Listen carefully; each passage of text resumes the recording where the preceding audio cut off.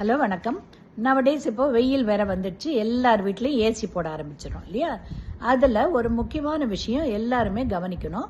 அந்த ஏசி போட்டதுக்கு அப்புறமா கொஞ்சோண்டு ஏதான ஒரு ஜன்னலில் கொஞ்சமாக திறந்து வச்சுக்கோங்க, ரைட்டா? ஏன்னா ஃப்ரெஷ் ஏரும் வரணும்.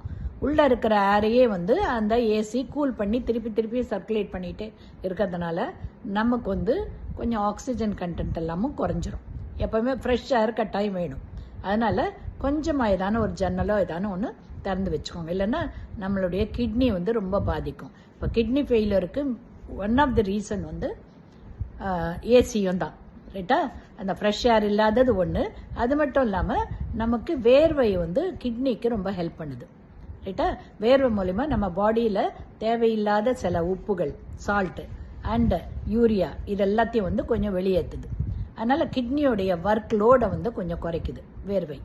ஆனால் ஏசி போட்டுட்டு இருக்கிறதுனால நம்ம வேர்வையே இல்லாமல் இருக்கும்போது ஃபுல் சால்ட்டு, தேவையில்லாத சால்ட்டையும் நம்ம கிட்னி மட்டும்தான் வெளியேற்றி ஆகணும், ரைட்டா? நேச்சுரலாக வரக்கூடிய வேர்வையை நம்ம தடுக்கிறோம்.